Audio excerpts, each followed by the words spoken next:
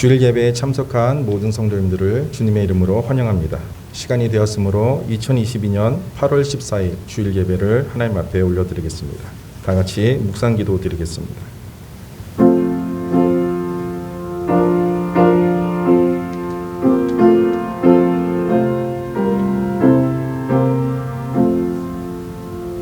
시와 찬송과 신령한 노래들로 서로 화답하며 기쁨으로 여호와를 섬기며 노래하면서 그의 앞에 나아갈지어다. 하나님은 영이시니 예배하는 자가 영과 진리로 예배할지니라. 아멘.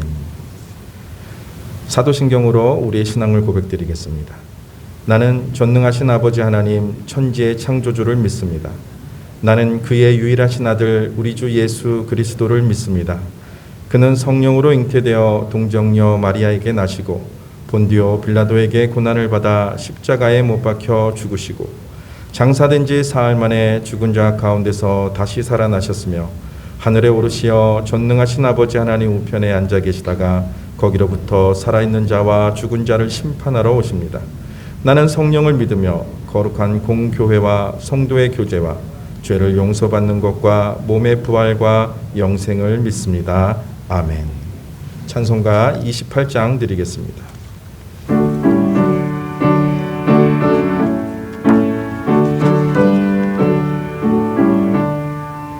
복의 근원 강림하사 찬송하게 하소서.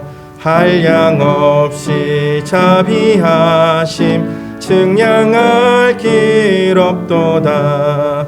천사들의 찬송가를 내게 가르치소서. 구속하신 그 사랑을 항상 찬송합니다. 주의 크신 도움 받아 이때까지 왔으니 이와 같이 천국에도 이르기를 바라네. 하나님의 품을 떠나 죄에 빠진 우리를 예수 구원하시려고 보혈을 흘려주셨네. 주의 귀한 은혜 받고 일생 빚진 자 되네.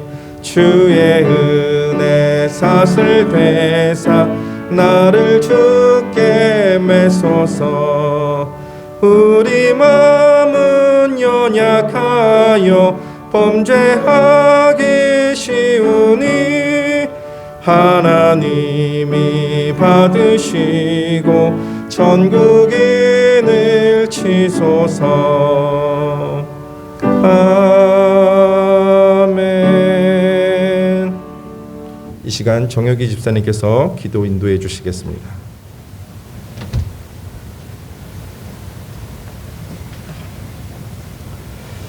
살아계신 아버지 하나님, 오늘 거룩한 주님의 날을 맞아 예배하는 우리 성도님들에게 큰 은혜를 주시옵소서. 연약한 심령을 주님의 십자가에 내려놓습니다. 엠마오로 내려가던 제자들을 찾아오신 주님의 은혜가 오늘 우리 예배 가운데 임하게 하시옵소서. 오늘도 주님 은혜 안에서 시작합니다.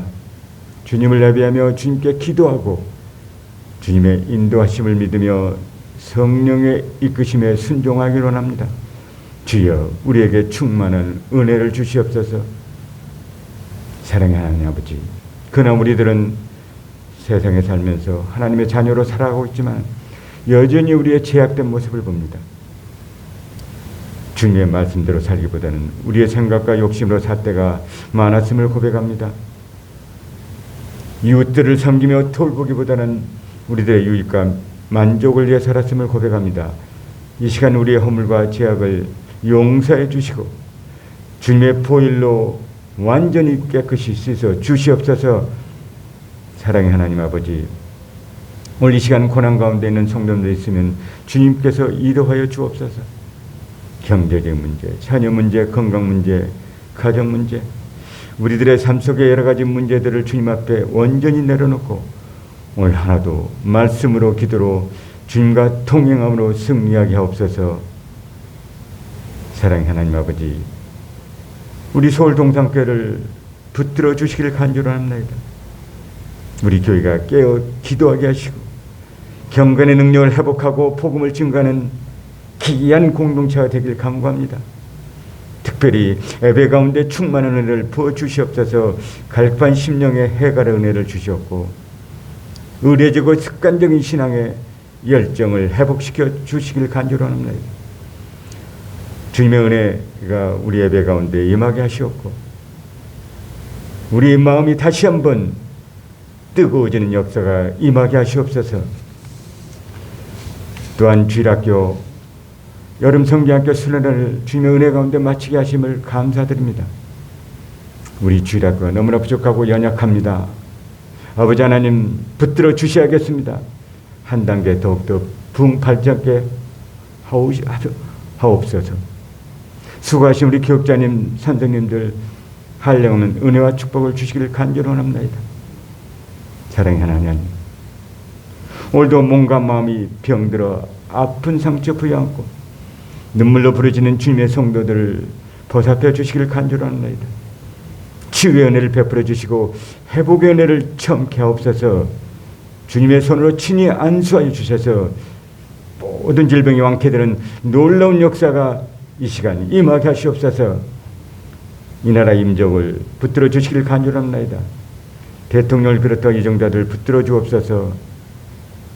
이 나라 이 민족을 위하여 바른 정치를 하게 하시고 하나님 앞에 바로 서는 민족이 되게 하옵소서. 정치, 경제, 사유 너무나 분열되고 있사오니 서로 화합하고 안정이 될 수 있도록 인도하여 주옵소서. 지난주에는 온 나라가 갑작스러운 폭우로 인하여 엄청난 피해를 입었습니다. 주님께서 우리 서해민들을 위로해 주시고 하루속히 복구될수록 인도하여 주시기를 간절합니다. 사랑의 하나님 아버지, 오늘도 주님의 복된 말씀을 들고 서신 우리 김홍곤 목사님을 성령의 능력으로 강하게 붙들어 주시기를 간절합니다. 오늘 선포되는 말씀이 우리의 심령을 불태우게 하옵시고 주님의 말씀을 통해 성령의 은혜가 넘치는 귀한 시간이 되게 하옵소서. 또한 찬양을 드릴 호산나 찬양대의 귀한 찬양을 받아 주시옵소서. 모든 걸 주님께 의지하고 예수님의 이름으로 기도드립니다. 아멘.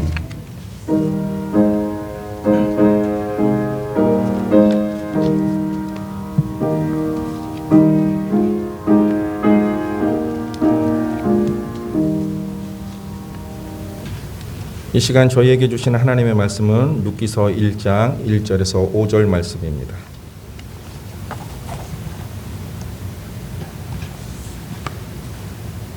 룻기 1장 1절에서 5절 말씀입니다. 제가 봉독해 드리겠습니다. 사사들이 치리하던 때에 그 땅에 흉년이 드니라. 유다 베들레헴의 한 사람이 그의 아내와 두 아들을 데리고 모압 지방에 가서 거류하였는데 그 사람의 이름은 엘리멜렉이요 그의 아내의 이름은 나오미요 그의 두 아들의 이름은 말론과 기륜이니 유다 베들레헴 에브라 사람들이더라. 그들이 모압 지방에 들어가서 거기 살더니 나오미의 남편 엘리멜렉이 죽고 나오미와 그의 두 아들이 남았으며 그들은 모압 여자 중에서 그들의 아내를 맞이하였는데 하나의 이름은 오르바요 하나의 이름은 루시더라. 그들이 거기에 거주한 지 10년쯤에 말론과 기륜 두 사람이 다 죽고 그 여인은 두 아들과 남편의 뒤에 남았더라. 아멘. 이 시간 호산나 찬양대가 하나님 앞에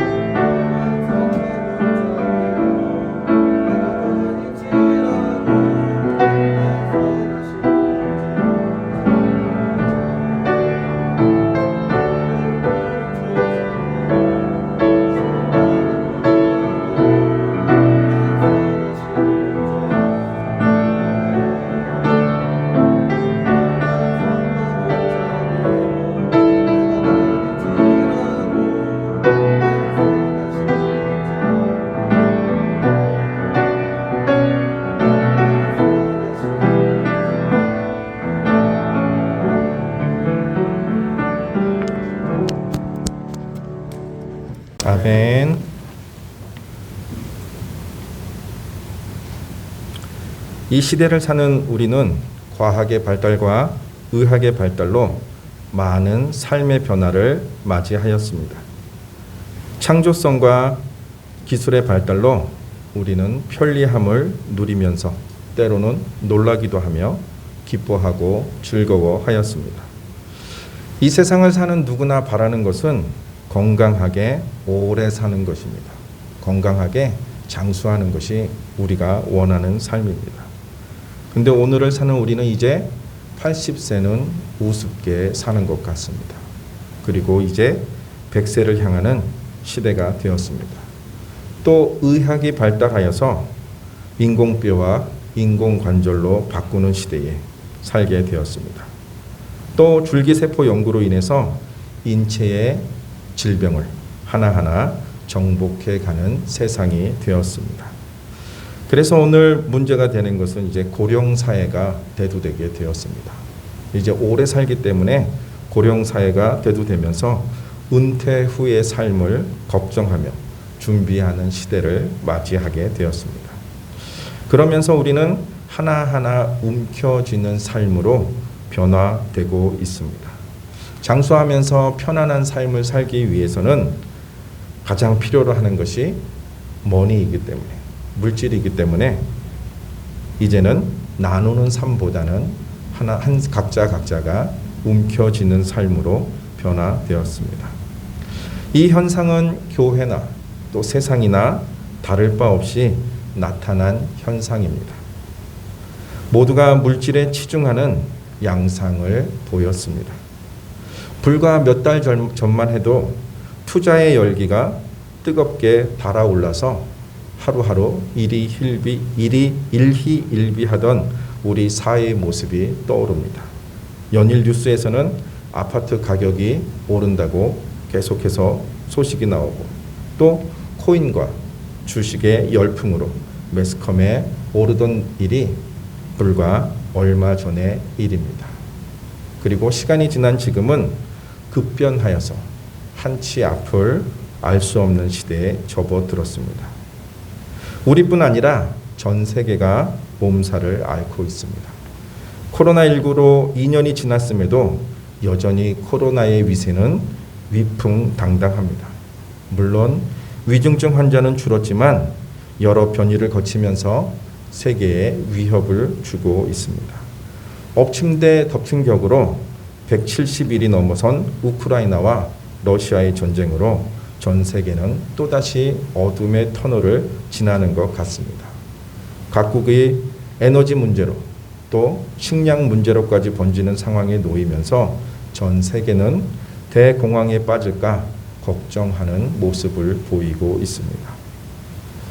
이러한 시대에 우리는 이 어려운 난관을 어떻게 극복해야 되는지 또 모두가 고민하는 시대입니다. 국가는 국가대로, 기업은 기업대로, 각 가정은 가정대로 모두가 걱정하며 고민하는 모습입니다. 모두가 각기 살고자 몸부림치는 이 어려운 상황에서 우리는 어떻게 해야 하는지 오늘 본문을 통해서 하나님의 뜻을 살펴보고자 합니다.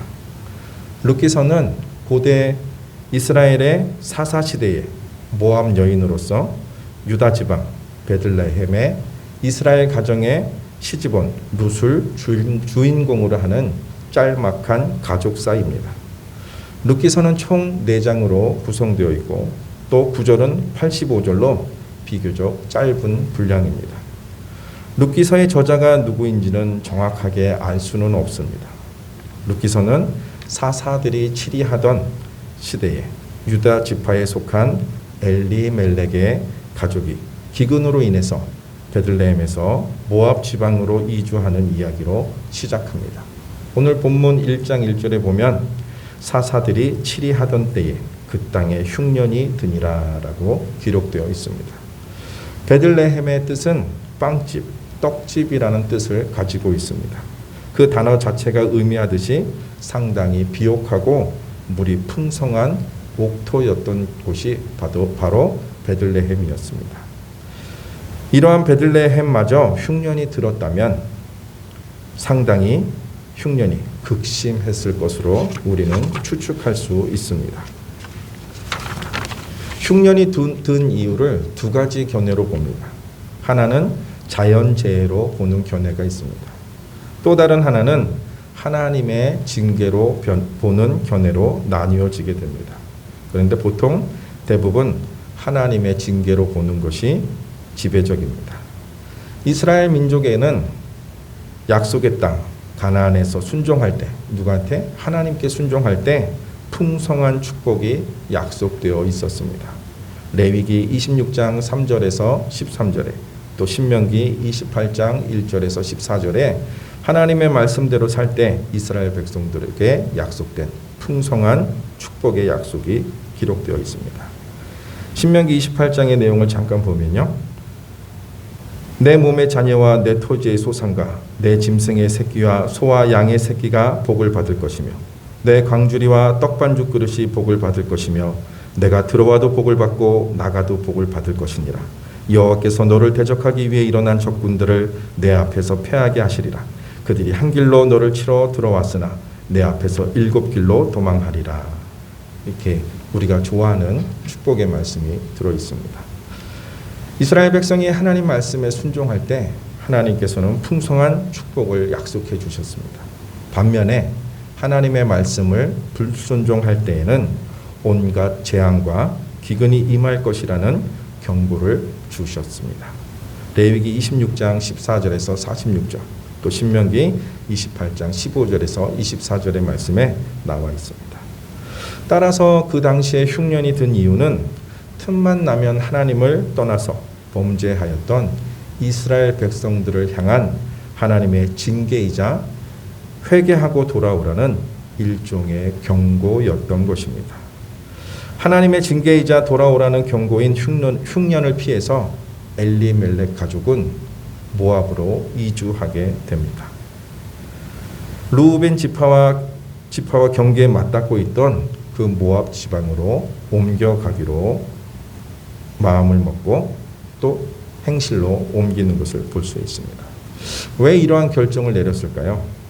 사사들이 치리하던 때에 그 땅에 흉년이 드니라. 사사들이 치리하던 때란 사사기 21장 25절에 보니까 그때에 이스라엘의 왕이 없으므로 사람이 각기 자기의 소견에 옳은 대로 행하였더라. 하나님의 말씀을 듣고 자랐음에도 불구하고 하나님을 믿고 있음에도 불구하고 왕이 없는 그 시대에 자기 옳은 소견대로 살았다라고 기록하고 있습니다.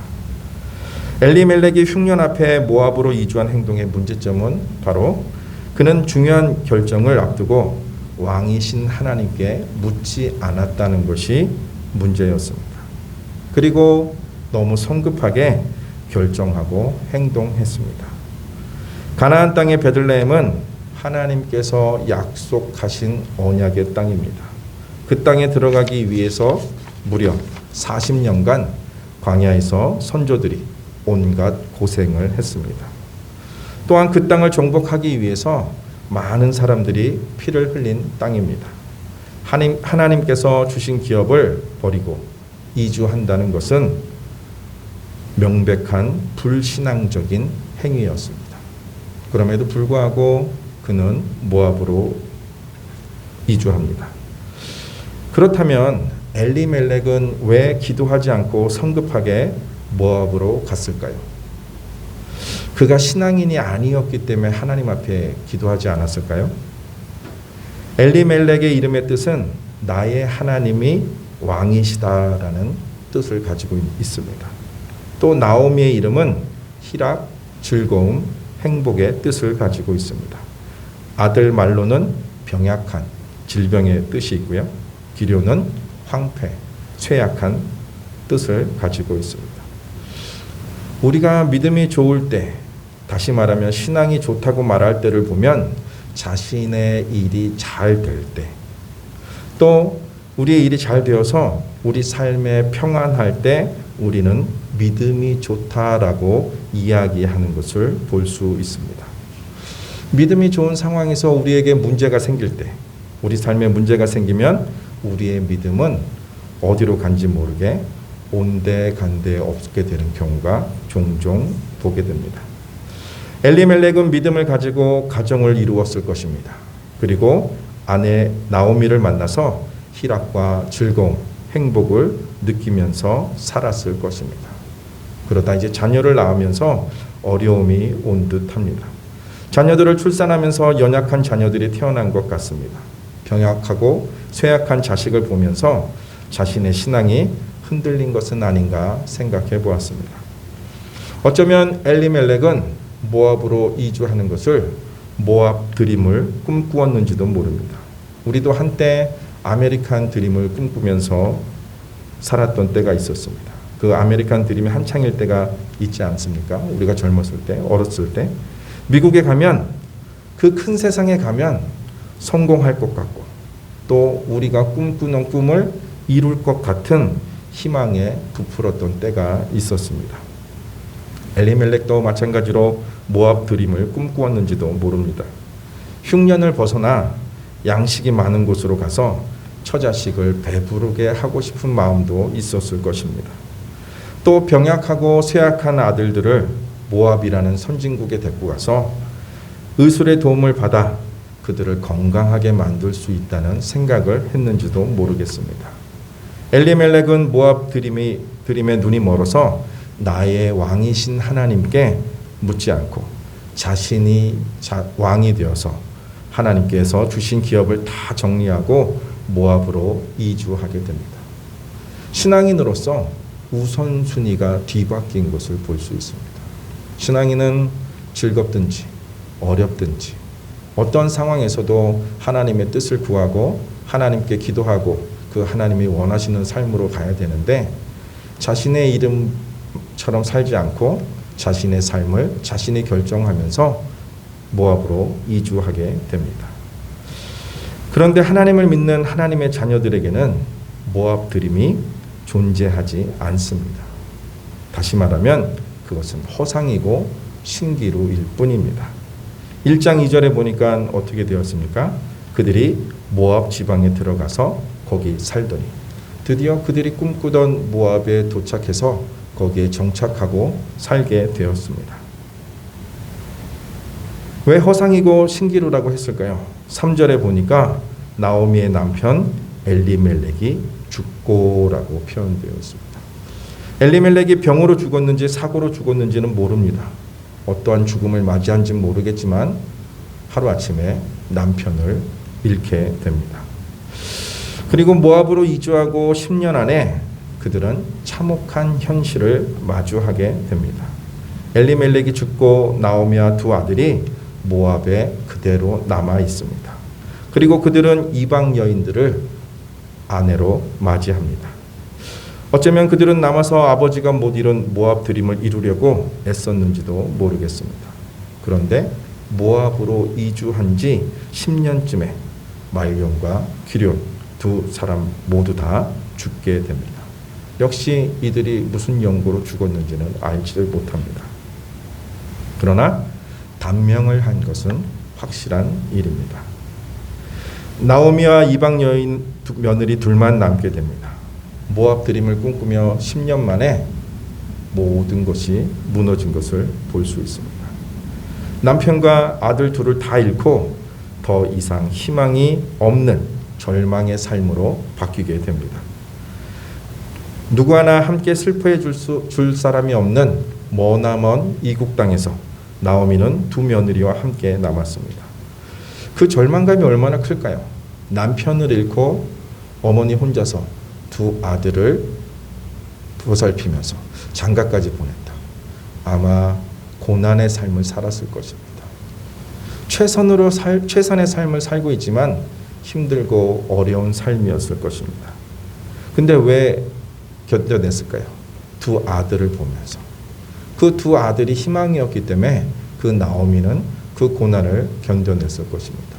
근데 이제 두 아들마저 잃은 다음에 그의 절망은 말할 수 없는 절망이었을 것입니다.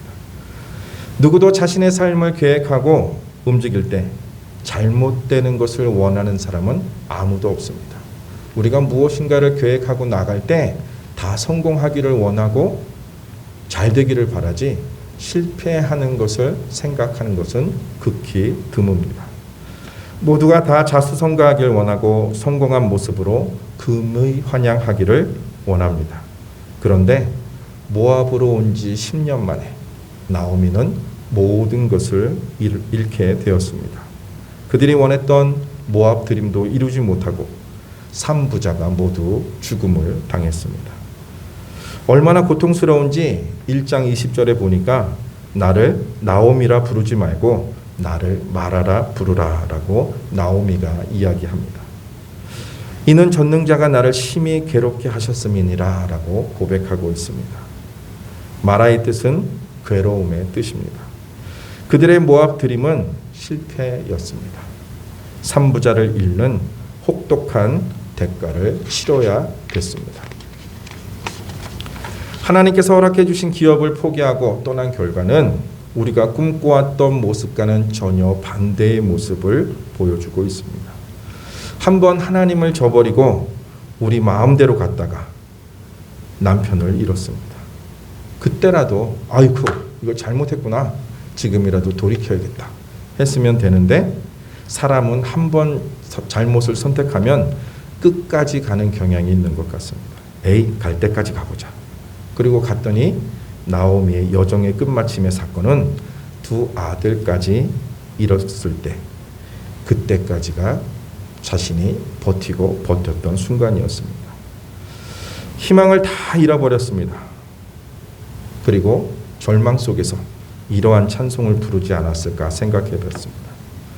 무거운 짐을 나 홀로 지고 견디다 못해 쓰러질 때 불쌍히 여겨 구원해 주리 은혜의 주님 오직 예수. 하나님은 나의 왕이시다로 살면 희락과 즐거움과 행복의 삶을 사는데, 내가 나의 왕이다의 삶을 사니까 마라, 괴로움과 쓴맛의 인생을 살게 되었습니다.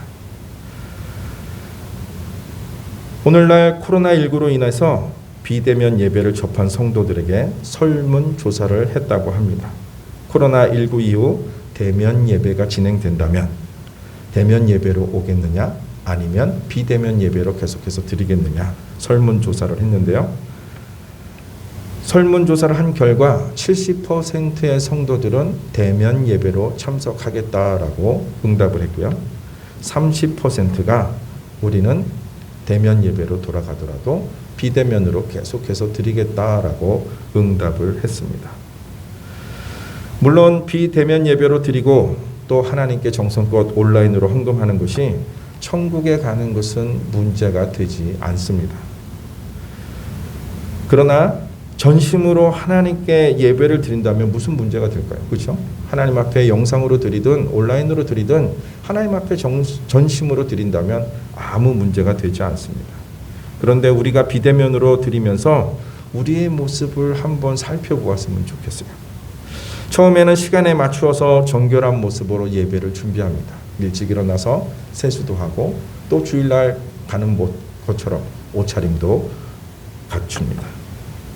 그리고 예배를 준비하고 시간이 되어서 실시간으로 또 녹화 예배로 틀고 하나님 앞에 경건한 마음으로 예배를 잘 드렸습니다. 그런데 이게 매주일 반복되다 보니까 차츰 우리의 모습이 흐트러지는 모습이 나타났을 것입니다. 뭐 누가 보는 것도 아닌데 누구를 의식할 게 뭐가 있는가. 세수도 어느 날 하지 않고 그 자리에 앉습니다. 옷도 잠옷 차림으로. 때로는 일어나는 것조차도 귀찮아서 이부자리에 앉아서 누워서 예배를 드렸는지도 모르겠습니다. 또 시간과 공간의 제약을 받지 않고 드릴 수 있으니까 실컷 자고 실컷 쉬고 또 실컷 놀고 하루 지나기 전에 허둥지둥 예배의 영상을 킨 적도 있을지 모릅니다. 또 때로는 경치 좋고 산 좋고 물 좋은 곳에 가서 11시 반에 예배 영상을 틀고 예배를 드리면서 하나님께서 만드신 이 자연이 너무나도 경이롭습니다 하면서 예배를 드렸을지도 모릅니다. 여기서 중요한 건 우리의 마음가짐입니다. 처음 비대면 영상 예배처럼 경건함을 지속해서 우리가 하나님 앞에 예배를 드린다면 아무 문제가 없습니다. 물론 철저하게 지키시는 분들도 계십니다. 주님 앞에 선 요셉과 같은 삶을 사시는 분. 누가 볼까? 하나님이 보고 계셔. 그래서 늘 하나님 앞에서 정결한 모습으로 또 준비된 예배를 드리시는 분들도 계십니다.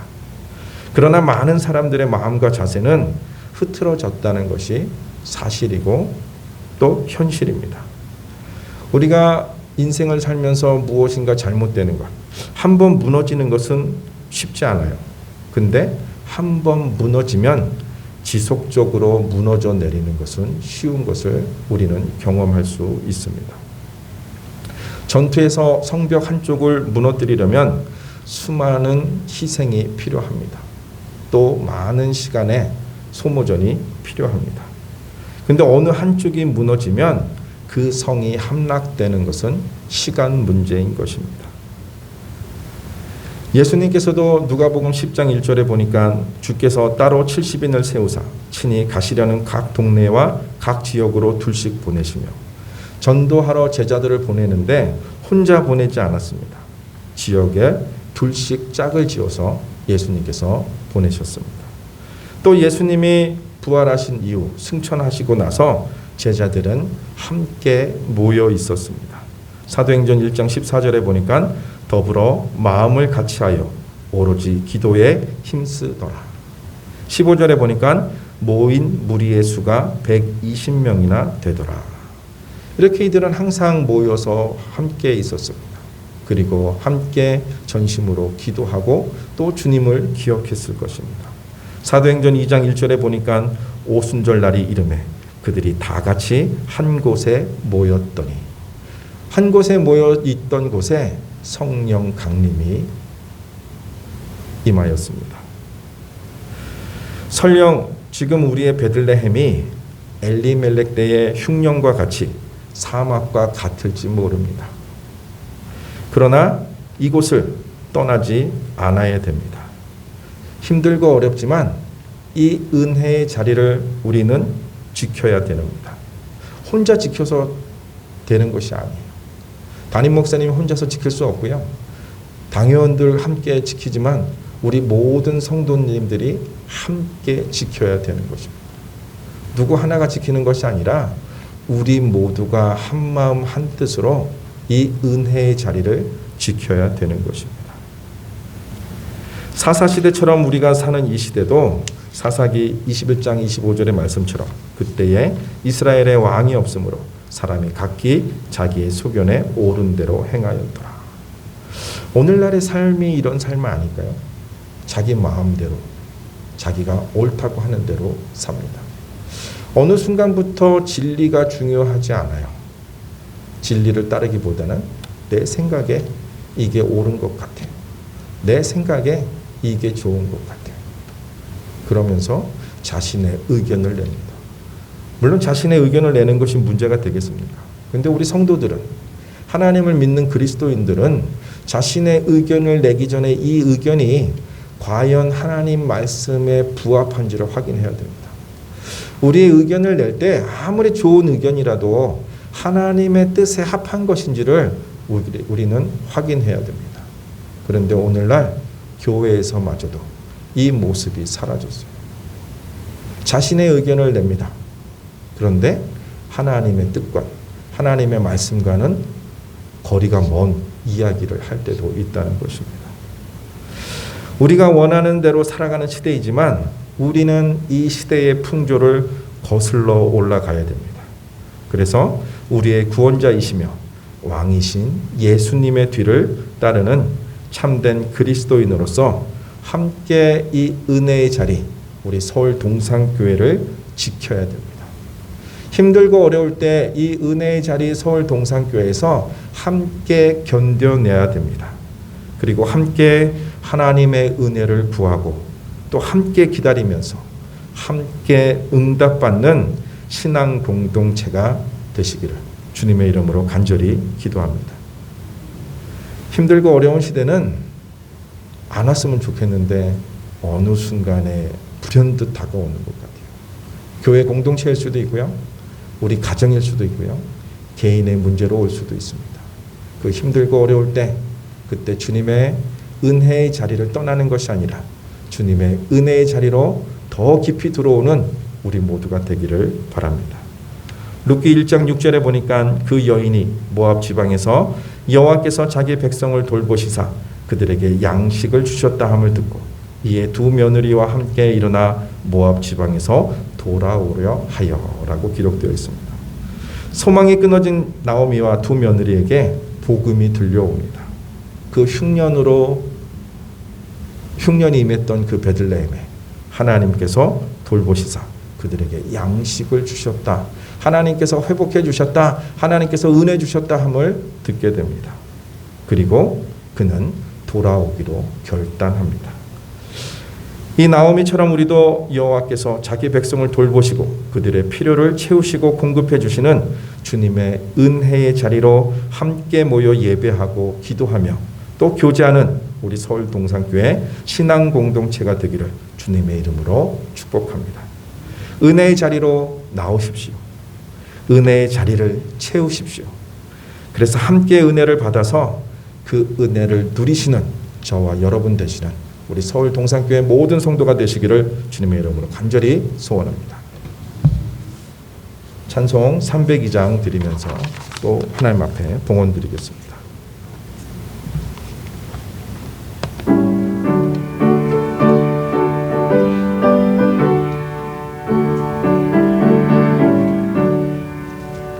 내 주 하나님 넓고 큰 은혜는 저 큰 바다보다 깊다.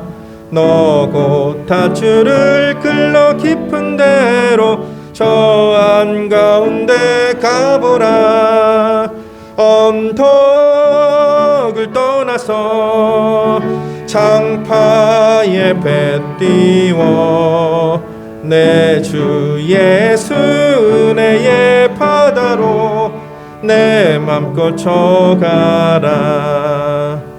왜 너 인생은 언제나 거기서 저 큰 바다 물결 보고 금인 모르는 깊은 바닷속을 한 번 헤아려 안 보나. 언덕을 떠나서 장파에 배 띄워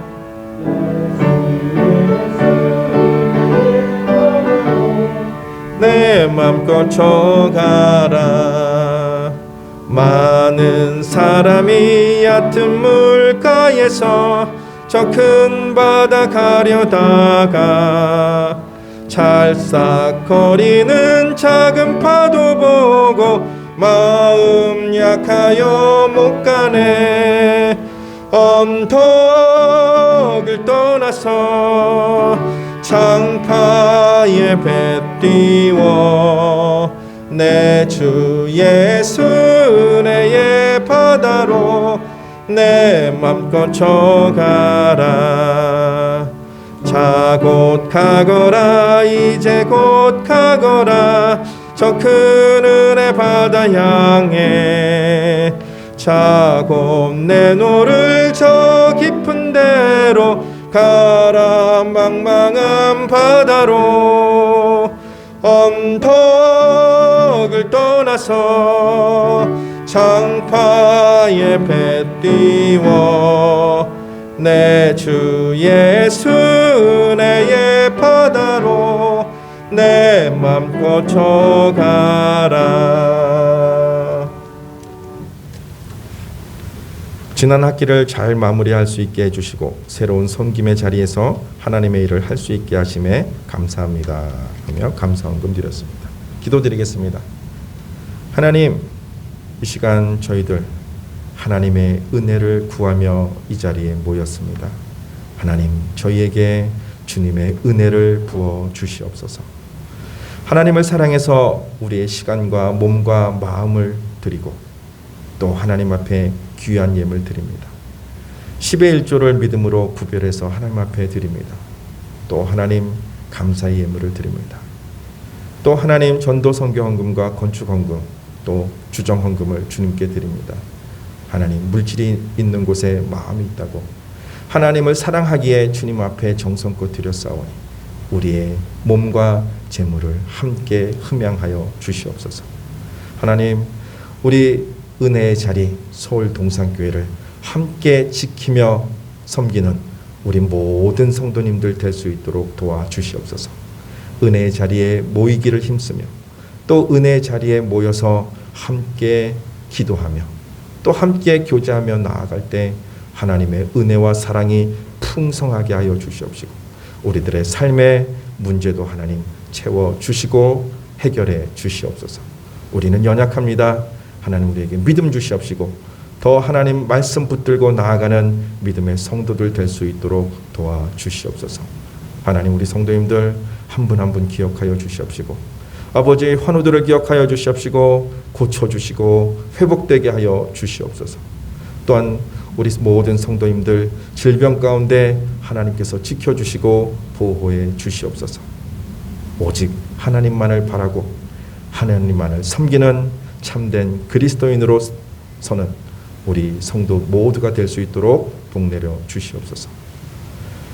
지금은 우리를 구원하신 주 예수 그리스도의 은혜와 아버지 하나님의 크신 사랑과 성령님의 감화 감동하심이 주의 백성들 머리 위에 이제로부터 영원히 함께 있을지어다. 아멘.